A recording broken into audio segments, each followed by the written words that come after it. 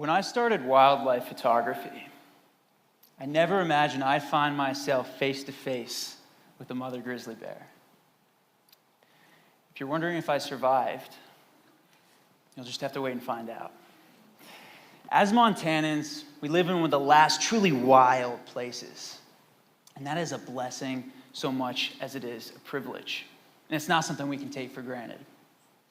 I was visiting California about this time last year, and I asked one of the locals there, "Hey, do you guys have any wildlife around here?" She got all excited. She goes, "Yeah, we do. There's a zoo downtown." There's a zoo downtown. Now, I don't know about you, but when I hear the word wildlife, I hear wild and life. Wild life. Wildlife. She got the life part right. She nailed that. She did such a good job. But the reality is, so many people don't know true wilderness. Now, Montana is an exception to that. We got big skies, big game, big trucks. That's why many of us, including myself, chose to come to school here.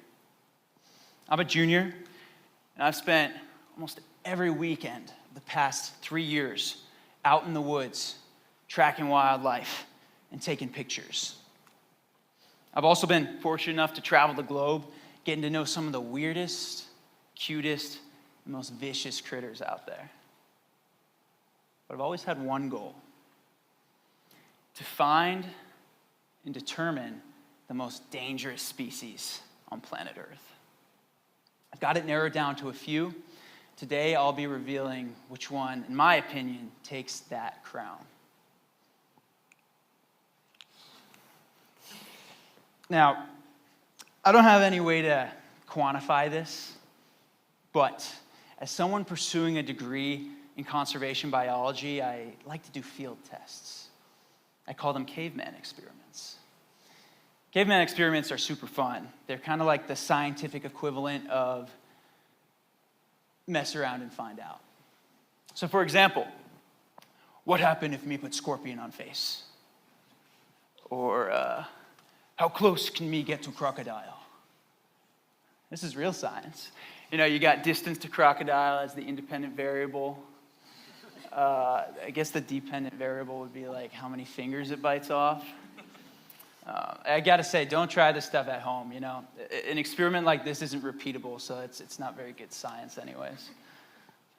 How about this one? Grizzly bear, friend or foe? I got my answer to this question not too long ago.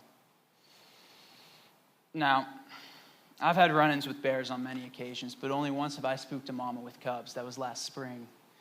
I was alone, hiking through a field that I knew bears frequent. The grass was about yay high. Do you ever get that feeling that you're not alone? Gut instinct. I could just feel it. But my worries were set at ease when I looked down to my left and saw, oh, okay, it's just a little bear cub. I took one more take, and then that was the moment I realized I was in some deep, deep grass. Yeah, there were about 3 long seconds from when I saw that cub to when I met its mother. She shot up out of the grass just a few feet away from me, towering over me on her hind legs. And then she ran away. She got scared. See, grizzly bears are not these bloodthirsty beasts that want to eat us for dinner, despite what the media portrays. They're actually terrified of humans. Think about it. When a bear trespasses in our backyard, our first instinct is to shoot it. You know, if I'm pointing my camera at this thing, all it really sees is the barrel of a shotgun. A grizzly bear will only charge you if it's defending something. Itself, its cub, or its food. That's why over 90% of bear charges are bluffs. That's according to data collected in the Journal of Wildlife Management for brown bears and grizzly bears. Over 90%. So it got me thinking, maybe the grizzly bear isn't this dangerous animal that I've been looking for. Maybe it's something else. something fiercer. You know, you got the polar bear, smarter, the chimpanzee, something bigger. What about all three? This is the Asian elephant, native to Sri Lanka. It doesn't look very intimidating, does it? That's what I thought as I was hiking through this, well, more so wading through this lily field with one of the local rice farmers there. His name was Arjan. Now, Arjan didn't speak very good English. He spoke better English than I spoke Sinhala, but I mean, that's not really something you brag about. So unless he needed to communicate something very important to me, we were communicating in a sort of charades. But just after I snapped this photo, he leaned in and whispered in my ear, "This elephant killed 3 of my friends, Machan." 3 of his friends, rice farmers just like him, murdered. My initial reaction was, dude, then why the heck are we so close to this thing? What I learned is that elephants don't just kill at random. And they usually only kill the farmers. Now, why might that be?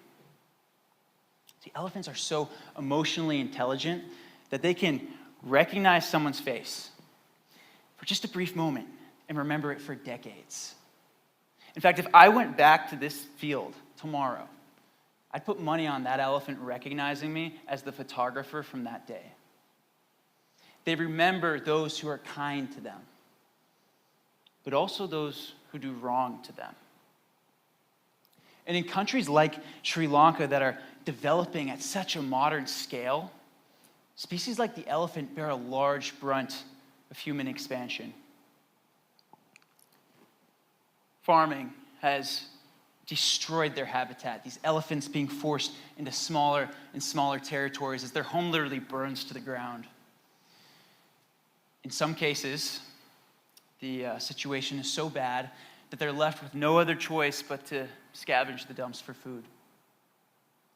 In the process, accumulating so much microplastic that they become too weak to eat, drink, and eventually stand before they die. So with no other choice, they retaliate. They have to.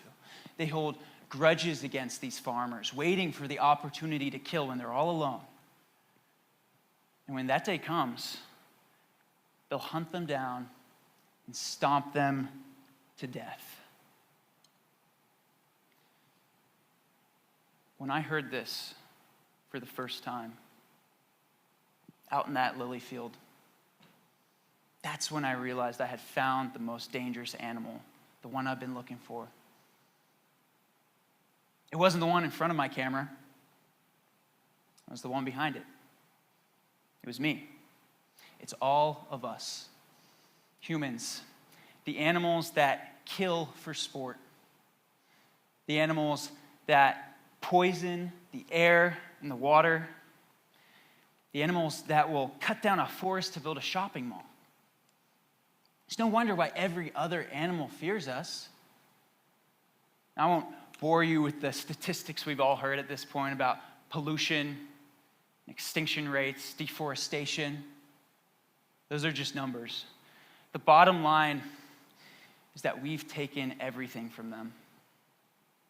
We've become arrogant. We've become prideful. We no longer have an appreciation for the beauty of Mother Nature. We've taken advantage of her. Now, I personally believe that as humans, we're always going to have an impact on the environment. That's the consequence of being alive. We need resources to innovate and survive. But we don't have to be such jerks about it. I said it before and I'll say it again. True wilderness is rare, and it's not something we can take for granted. As humans, we've been entrusted with a great responsibility, a responsibility to care for the creatures of this earth, to protect them, not to exploit them or abuse them, not even to ignore them. Because although we are the most dangerous species in the animal kingdom, we also have the power to do the most good. Thank you.